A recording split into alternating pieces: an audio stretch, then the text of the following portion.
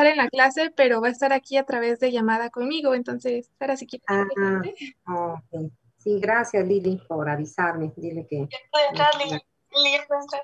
Ah, dice que ya no puedo tenga- entrar. no, bueno, ya tiene su Gracias. asistencia. Qué bueno.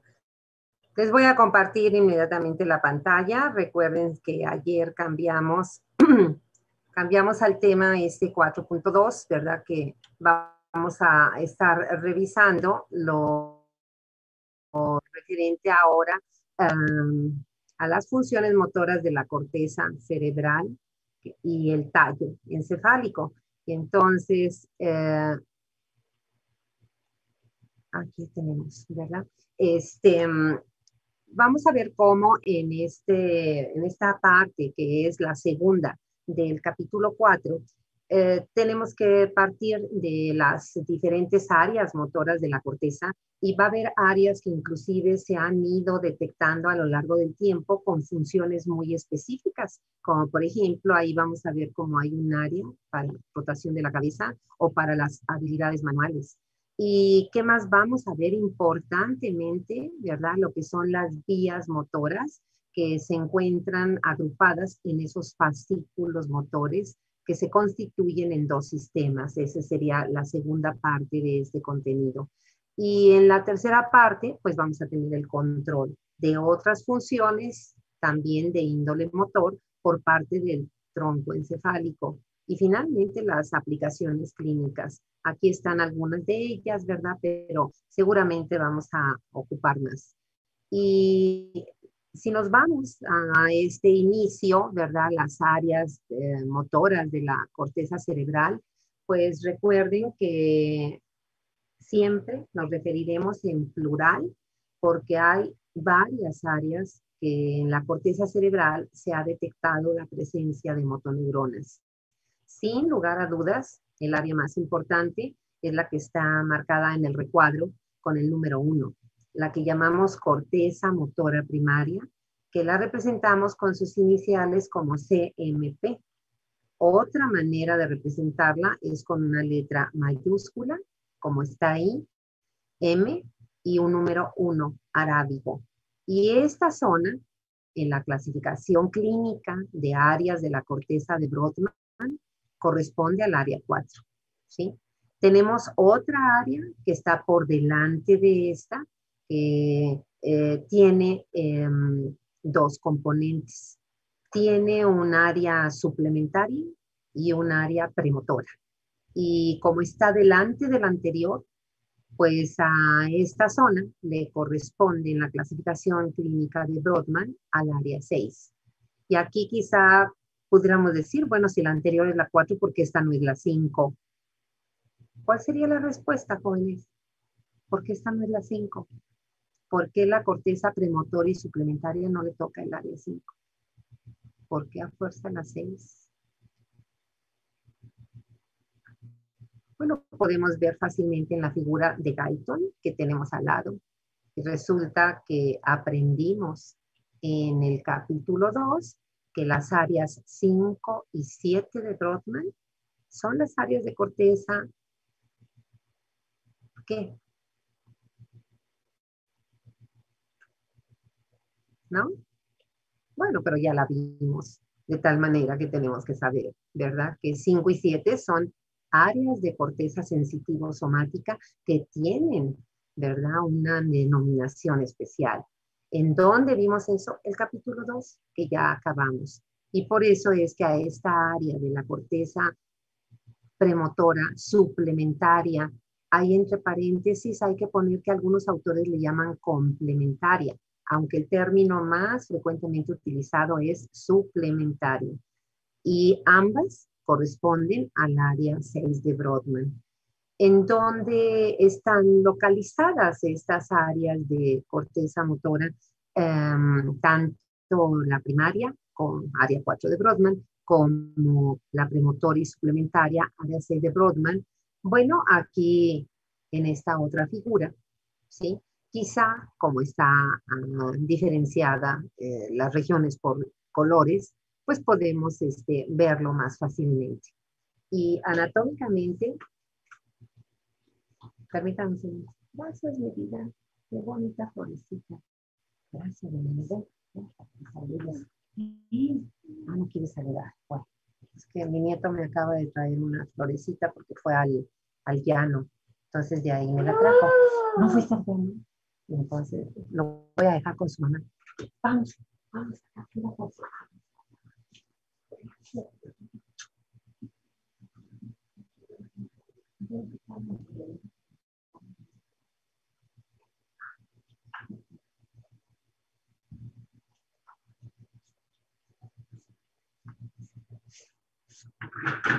Bueno, después de esta interrupción, pero pues bueno, miren, aquí tengo mi florecita. ¿Eh? Vamos a retomar. Entonces decíamos, esta figura, recuérdense que estas que les estoy presentando, que el texto esté en inglés, son las del libro de Baird de Neurociencias. Entonces aquí podemos diferenciar bien. Y si hablamos de la corteza motora primaria, la M1 o CMP, el área 4 de Brodmann, anatómicamente, jóvenes, aquí está muy bien señalado, ¿verdad? ¿Cómo la localizamos? ¿En dónde la tenemos? ¿Quién nos quiere contestar? ¿Qué diríamos? El área 4 de Brodmann. A ver, Guadalupe, ¿contestaste? ¿Levantaste la mano, Sara? ¿O quién fue? Tengo a Arturo. Sí, ¿Nos doctora. puedes contestar? Sí, en la circunvolución precentral, doctora. Circunvolución precentral, así es, ¿verdad? Y tenía también la mano de Jailene. ¿Puedes completar algo, Jailene?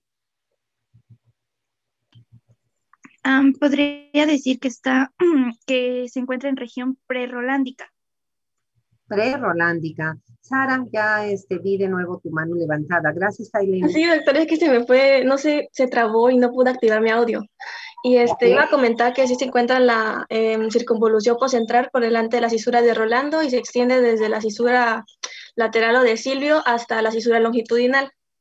Sí, ¿verdad? Y en esa imagen, y qué bueno que nos hayas dado toda esa extensión, porque es un área grande, ¿verdad? Es un área extensa. Y recuerden que esa que está señalado en esta imagen como cisura central, pues es también la cisura de Rolando, es el sinónimo. Entonces es correcto que digamos que el área 4 de Brodmann es la circunvolución pre-rolándica o precentral de ambos lóbulos frontales, de ambos lóbulos frontales.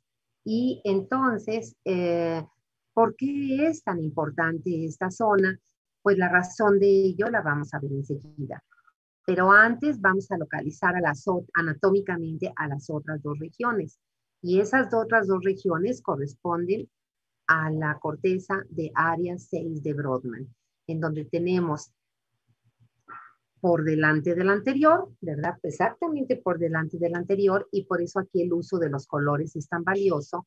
Y vean cómo hacia las partes laterales tenemos a las área premotora. Ahí están las iniciales en inglés. Y hacia las partes mediales, eso quiere decir hacia el surco interhemisférico, tenemos el área suplementaria, al área motora suplementaria. Pero ambas zonas corresponden al área 6 de Brodmann. Tan es así que aquí se ve muy bien, ¿verdad? Como el autor, el dibujante más bien de este tema, ¿verdad? Pudo colocar una línea punteada mediante la cual, ¿verdad?, está separando esas dos áreas motoras. También aquí, jóvenes, y aprovechando esta imagen, quiero que observen, todavía, ¿verdad?, por delante del área 6, queda un área extensa de corteza cerebral, que corresponde a la parte más anterior de ambos lóbulos frontales. Y vean el nombre que recibe, ¿verdad? Ahí tenemos a la llamada corteza prefrontal. Y aquí les quiero hacer una llamada de atención, porque sucede que frecuentemente podemos equivocarnos al principio cuando estamos estudiando estas regiones, ¿verdad?, de corteza cerebral. Podemos confundir la corteza prefrontal con la premotora. Y eso sería un craso error. ¿Por qué? Porque ahorita no nos toca ver esa región y no nos toca verla, la prefrontal, porque esa es un área de corteza que tiene una fuerte participación, pero no en la división motora, sino en la división de funciones de integración. Ahí entonces vamos a hablar de ella cuando hablemos de las funciones de integración, como la memoria. También cuando hablemos de la elaboración de los pensamientos, de la conducta de las personas. Entonces, aquí es solo para que hagamos la distinción, ¿verdad? La distinción de que no es sinónimo prefrontal que premotora, por supuesto, ¿verdad? Aquí está también esta imagen diciendo, no nos lo dice, pero nosotros tenemos que agregarlo como un número 4. Y ese número 4 le correspondería a la S1, jóvenes. Resulta que esa corteza, que ya sabemos a quién representa, y que ahí el número 1 está con arábigo, pero acuérdense que en la descripción original es un 1 romano, pues es la corteza sensitivo-somática más importante. Es donde está el homúnculo sensitivo. Pues resulta que ahí, jóvenes, se han identificado también motoneuronas. ¿Dónde vamos a tener esa confirmación? A la hora que pasemos a revisar de manera específica la anatomía de los fascículos motores. Y ahí vamos a ver cómo la S1, claro que contribuye de una manera significativa con motoneuronas que se han identificado. Eso hablaría entonces, para cerrar este tema de corteza, de áreas motoras de corteza, que en realidad entonces tenemos 4 áreas anatómicamente hablando, ¿verdad? La primaria, la M1 o CMP, corteza motora primaria, y esa le toca el área 4 de Brodmann, o corresponde al área 4 de Brodmann. El área premotora, el área suplementaria y saber en dónde se ubican, ¿verdad? La premotora es lateral, la suplementaria es más medial y ambas corresponden al área 6 de Brodmann. Y finalmente, ¿verdad? La S1, que ahí no está colocada, pero ustedes la tienen que registrar porque la vamos a ocupar, ¿sí? Si nos vamos a la siguiente diapositiva, entonces tenemos por qué la relevancia que tiene esta corteza motora primaria, esta área 4 de Brodmann o M1. Y resulta, ¿verdad?, que los mismos neurocientíficos, Penfield y Rasmussen, que sabemos, ¿verdad?, fueron los que nos aportaron esa distribución somatotópica de cada parte de nuestro cuerpo en el homúnculo sensitivo, pues ellos mismos, ¿verdad?, aportaron este mapa somatotópico de las diferentes partes de mi cuerpo, pero ahora en un homúnculo motor. Y entonces, la localización, pues es la que ya acabamos de comentar, ¿verdad? Corresponde al área 4 de Brodmann o, ¿verdad?, a la corteza motora primaria o M1, ¿sí? ¿Qué áreas corporales tienen mayor representatividad y de qué depende lo anterior? ¿De qué depende lo anterior? ¿Quién quiere contestar? ¿Mesli? Sí, doctora, las áreas más representativas serían la cara y las manos. Cara y manos. Y eso, si lo recuerdan, pues es lo mismo que vimos para el homúnculo sensitivo. Solo, ¿verdad?, que vamos a escuchar también a Dayan. Gracias, Mesli. A ver, Dayan.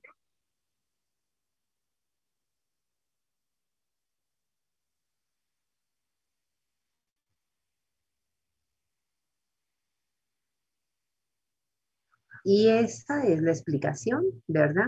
Esa es la explicación. Tengo levantada también la mano vamos a poner aquí, de Chirel y de Diego. A ver, Chirel y luego Diego. Sí, doctora, yo quería comentar que lo que nos dice el libro es que más del 50% de este homúnculo, de esta organización, está concentrada en músculos de las manos y también del habla. que es lo que mencionó mi compañera antes.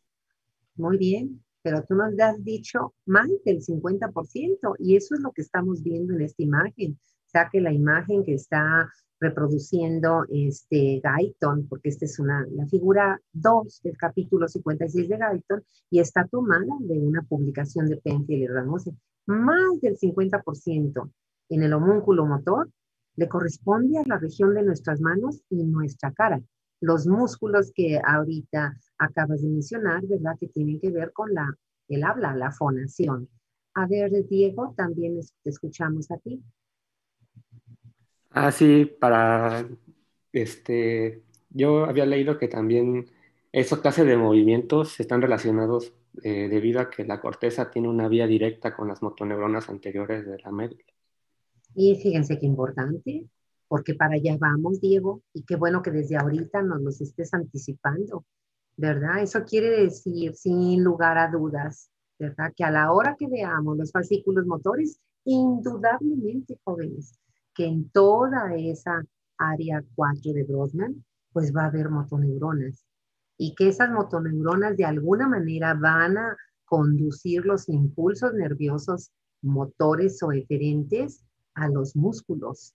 Y si vienen de la región lateral, fíjense, por eso dice la ubicación de esas áreas.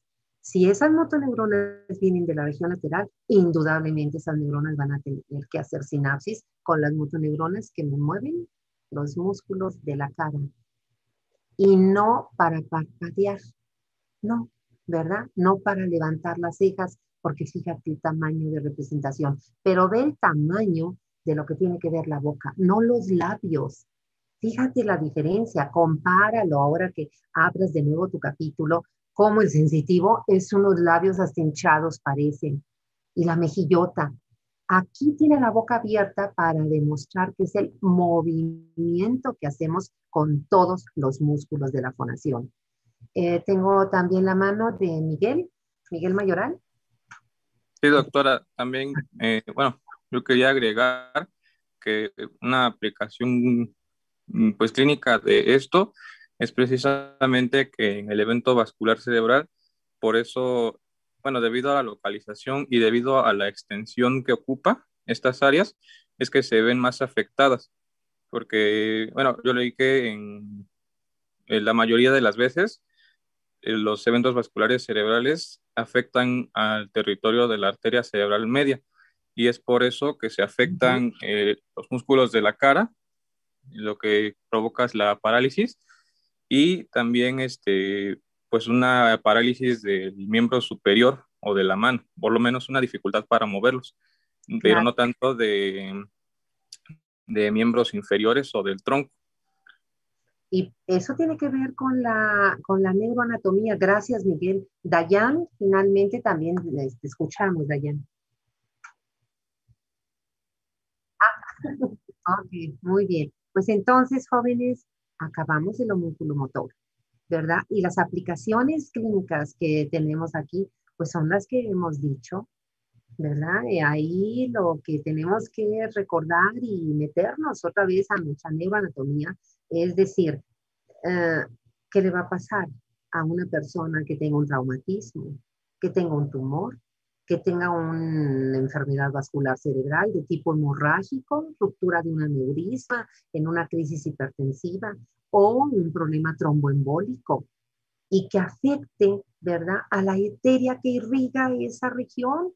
Y escuchamos cerebral media, nos recuerda ahorita Miguel, pues seguramente la lesión va a afectar a las motoneuronas, cuyos axones van a formar los fascículos que van a ir a excitar a los músculos de esa zona. De tal manera que si la afectación, jóvenes, por el traumatismo, por la herida de arma de fuego, por la caída, el golpe, lo que sea, la trombosis, la embolia cerebral, la hemorragia, ahora está afectando las zonas del área 4, pero mediales, pues ahí no está la cara, ahí no está la mano. Y entonces, fíjate qué es lo que está. Entonces, esa es la aplicación clínica que tenemos que hacer de estos conceptos, de los homúnculos, para poder anticipar incluso, desde que vemos al paciente en dónde está la lesión. Y claro, lo corroboro con mis estudios de imagen, sin lugar a dudas. Nos vamos a la siguiente, jóvenes, y para terminar este punto de áreas de corteza motora, pues tenemos aquí lo que los autores nos ponen como algunas áreas especializadas. Eso quiere decir con una función detallada. Y entre ellas, pues el número 1 sería el área de Broca, ¿verdad? Aquí lo vemos en esta, es una buena imagen de Guyton. Esta figura es la figura 3 del capítulo 56. Entonces vean, ¿verdad? Ahí está el área de Broca, es la que está, ¿verdad? Ahí indicada con ese amplio círculo de color azul. Si no lo ven bien, acuérdense su PDF de Guyton. Y entonces, ¿de qué se trata esta área? Pues me lo está diciendo la imagen. Dice formación de las palabras. Pero yo tengo que interpretar eso. ¿Y cómo lo interpreto, jóvenes? ¿Cómo lo entiendo? Pues sabiendo, ¿verdad?, a qué se refiere esa expresión de formar las palabras. Y entonces, no sé si alguien nos quiera dar su comentario. ¿Qué nos permite? ¿Para qué necesitamos el área de Broca? Y si queremos hacer la aplicación, ¿verdad? Pues después la hacemos. Lili, levantaste la mano. Sí, bueno, pues esta área nos va a permitir generar el lenguaje, nos va a permitir hablar. Entonces, si nosotros tenemos alguna lesión en esta zona, pues no vamos a poder vocalizar correctamente y solo van a salir sonidos, pero no nos vamos a poder dar a entender. Y eso es correcto, ¿verdad? Así es. Resulta que le llaman así, formación de las palabras, por lo que acabas de comentar. Jailene, también tengo tu mano levantada.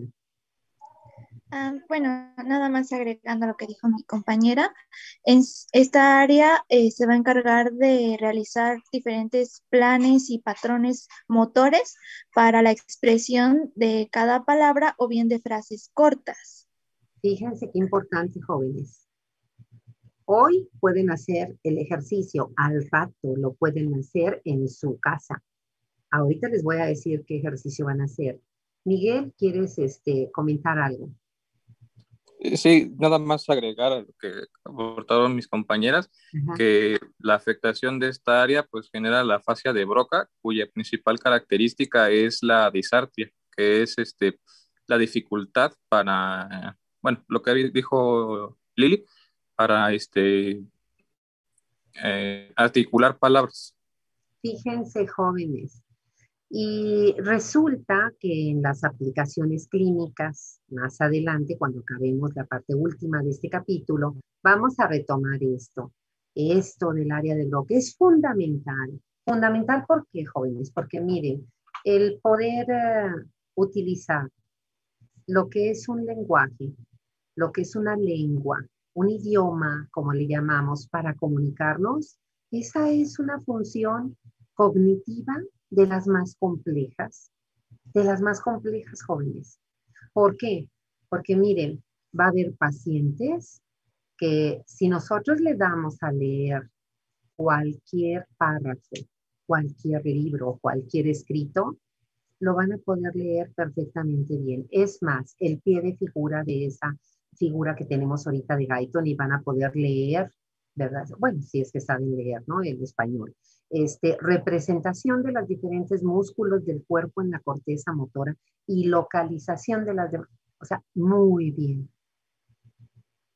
Pero a la hora que le decimos que nos expliquen qué quiere decir eso, claro, uno dice, oye, pues sí es Guyton.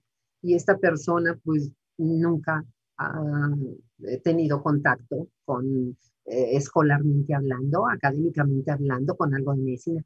Dale a leer el periódico, dale a leer una revista, ¿verdad? Y las personas van a poder hablar perfectamente. A la hora que tú le pides que te explique con sus palabras que entendió, no lo va a poder hacer, joven. No lo va a poder hacer. Fíjense. Otras personas, le vas a dar el mismo texto y le vas a decir que lo lea. No lo va a poder hacer. No lo va a poder hacer. va a emitir sonidos que hasta dan la impresión de que esa persona está hablando en otra lengua, no sé, en ruso o en chino. Es decir, el lenguaje se oye distorsionado completamente. Nosotros no podemos entender, nadie puede entender. Si a esa persona le pedimos que nos escriba brevemente qué dice el párrafo, lo puede hacer perfectamente. Fíjense las diferentes alteraciones, cómo se llaman ese grupo de enfermedades que las vamos a tomar como ejemplo, pero después de haber en el tema último de este capítulo, se llaman afasias. Afasias. Y sí son relativamente frecuentes. Son relativamente frecuentes. Fíjense las otras áreas, y ahorita nos queda un minuto y ahí vamos a llegar, solo a comentarlas. Área de movimientos oculares, contralaterales, área de rotación de la cabeza, área de habilidades manuales.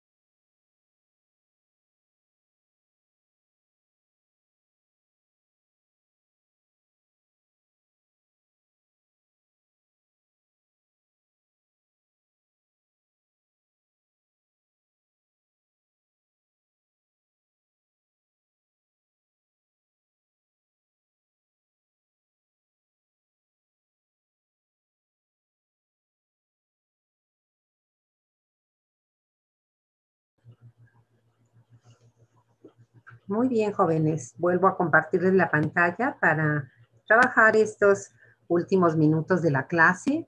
Y decía yo que en este tema, cada vez seguramente van a irse identificando áreas de la corteza con funciones específicas, ¿sí? Por ahí más adelante vamos a hablar de algunas de ellas. Aquí en este momento, bueno, el programa nos marca que al menos identifiquemos que por delante de lo que es el área de corteza motora primaria, la M1, se han detectado en esta área premotora, ¿verdad? Estas regiones específicas para movimientos oculares, para movimientos de rotación de la cabeza y para habilidades manuales. Fíjense nada más, debido a la plasticidad que también tiene el tejido cerebral, imagínense cómo estará esa área de habilidades manuales en las personas que además de tocar la puerta, ¿verdad? Saben tocar un instrumento musical. Imagínense cómo a los médicos se nos deberá desarrollar esa área cuando recibimos el entrenamiento clínico de cómo sujetar el instrumental quirúrgico. Imagínense la precisión del movimiento al sujetar el bisturí, sea el bisturí de acero, ¿verdad? O inclusive el rayo láser. Imagínate para los oftalmólogos que van a tener un tratamiento de tratar de corregir un desprendimiento parcial de retina mediante rayo láser. Imagínate la precisión de esos movimientos. Yo no sé si alguien de ustedes toque algún instrumento musical que nos pueda compartir su experiencia. qué experiencia. Si han dejado de practicar, ¿qué pasa con esa habilidad? ¿Quién sabe tocar algún, no quién sabe, sino quién de ustedes toca algún instrumento musical? Ah, Miguel y Chirel. Chirel, empezamos contigo. Ah, doctora, pues yo antes tocaba el cello en una orquesta. Sí. Entonces, pues practicaba mucho, Ajá, pero dejé de practicar cuando entré a la universidad. sí, Y ahora cuando intento tocarlo de nuevo, pues sí noto que los movimientos en los dedos son mucho menos suaves, ¿no? A sí, veces es como si fueran rígidos al pasar de un movimiento a otro. Pero claro. con la práctica pues se va quitando. Así es, ¿verdad? La habilidad, la agilidad, la rapidez y la precisión. Todo eso. Miguel, ¿te escuchamos? Sí, doctora, yo toco el piano Sí, y bueno, yo empecé desde edad chiquita, entonces no lo he dejado, trato de repasar por lo menos unos 10 minutos al día.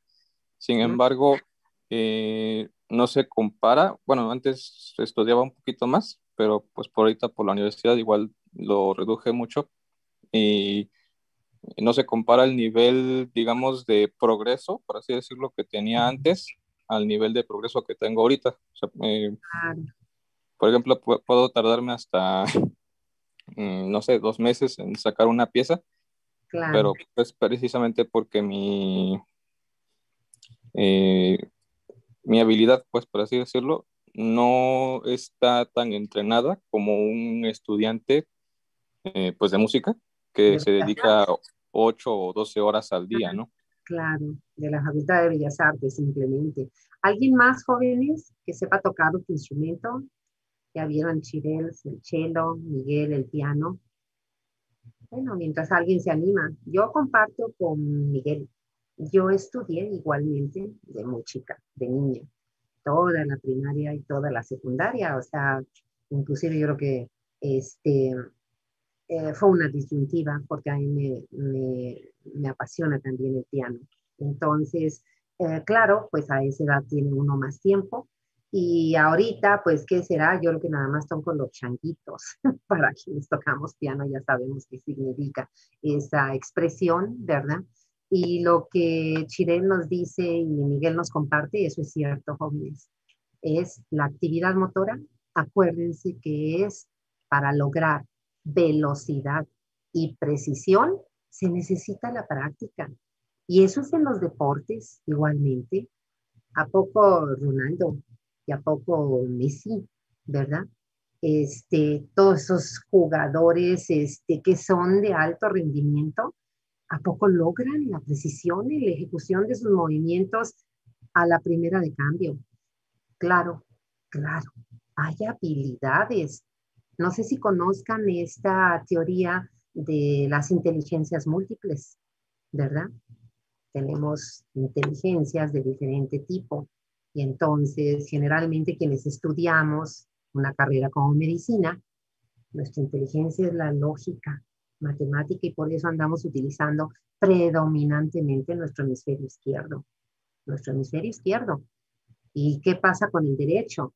El derecho es el de la imaginación, de la creatividad, de la innovación. Y resulta que el sistema educativo nacional ha cambiado ya un poco, pero durante mucho tiempo fue cuadrado.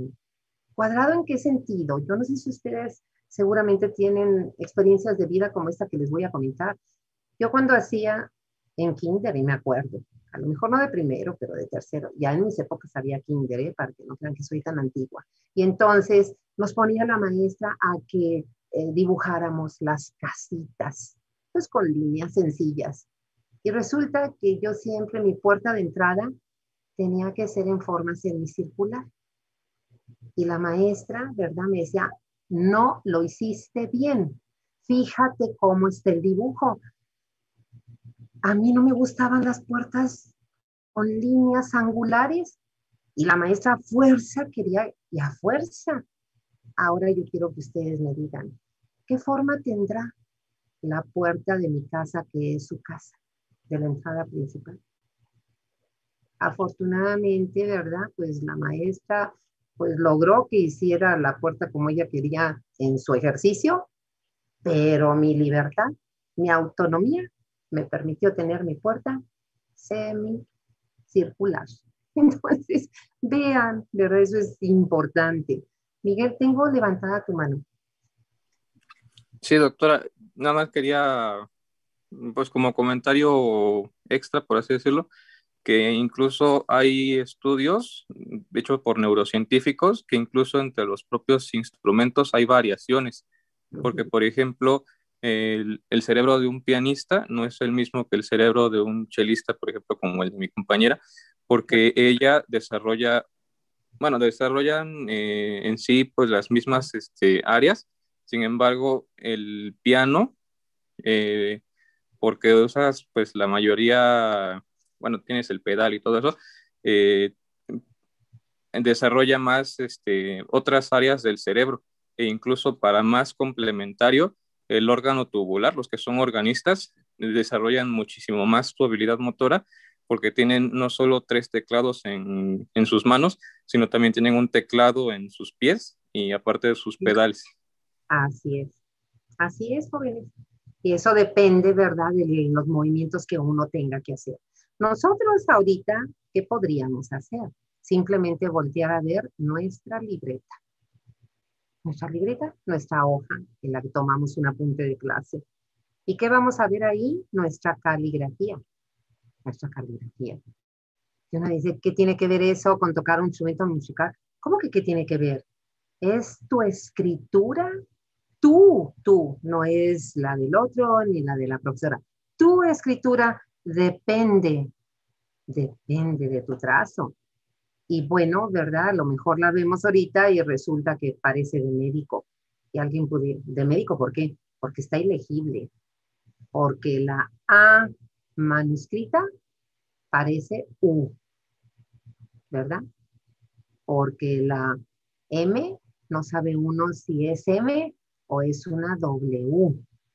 Entonces, jóvenes, la escritura, por supuesto que supone un control del movimiento voluntario. Uno, porque lo da por lógica, pues ni modo que no sepa sostener un objeto para escribir. Es lógico. No es lógico, jóvenes. Lo podemos sostener porque este movimiento de flexión de mis dedos y el movimiento de rotación de mi muñeca, inclusive de todo mi brazo, está ocurriendo pues gracias a lo que voy a revisar ahorita enseguida, que son mis fascículos motores. Entonces, ¿es lógico? Sí, pero sobre mi argumento fisiológico, las personas que lamentablemente desarrollen alteración de estos fascículos pueden perder ¿qué?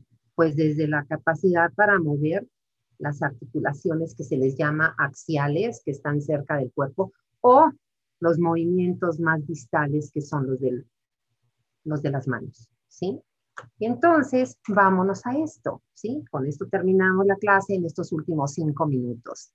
El tema ahora es el 4.2.2 y el contenido se refiere a las vías motoras.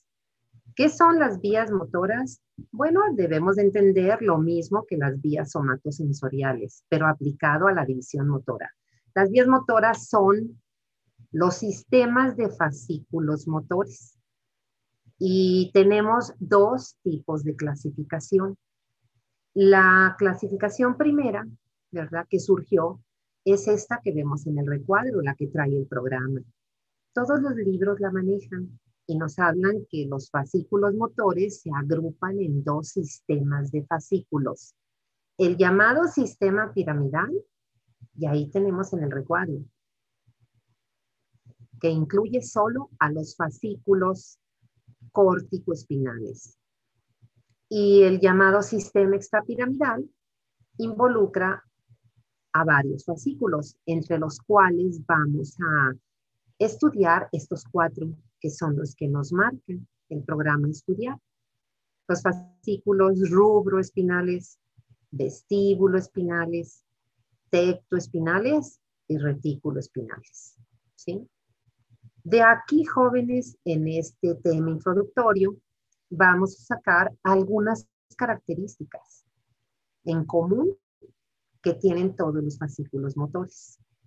Y esas características en común, primero, ¿verdad? Todos en su dirección funcional y anatómica son descendentes. Eso es lo que me está diciendo la figura que tienen aquí para analizarla, que es del libro de Bear, y es una figura no anatómica, es una figura geométrica, ¿verdad? Eso a mí me gusta también presentarles estas figuras para que vean que ustedes pueden hacer sus propios esquemas, sus propias figuras.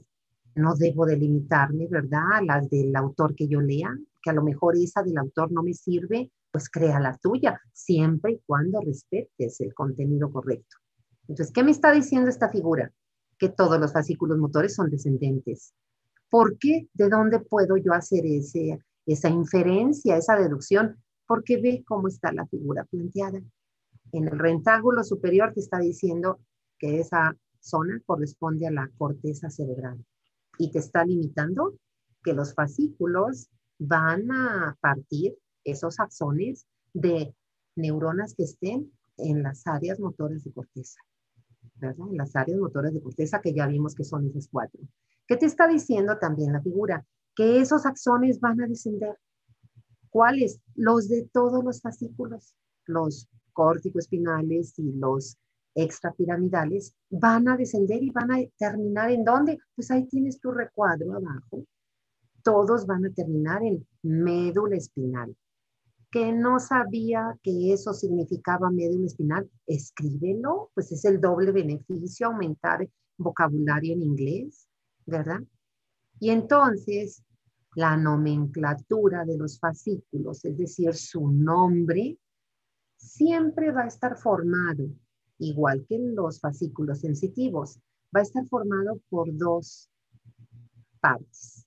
El prefijo jóvenes siempre me va a decir en dónde están las neuronas, las motoneuronas en este caso. ¿En dónde quiere decir en qué parte? Del encéfalo, ¿verdad?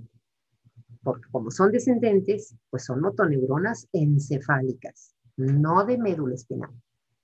Y el sufijo, que es la parte final, siempre va a ser espinal. ¿Ves si no? ¿Ven el recuadro? Les acabamos de enlistar córticoespinales, rubroespinales, tectoespinales, vestíbuloespinales y retículoespinales. Entonces, ¿qué te está diciendo eso? Córticoespinales, pues seguramente las neuronas, ¿dónde van a estar? Jóvenes no van a estar en el bulbo, porque si estuviera en el bulbo no se llamaría el fascículo córticoespinal, se llamaría bulboespinal. No están en el cerebelo, porque entonces sería cerebeloespinal.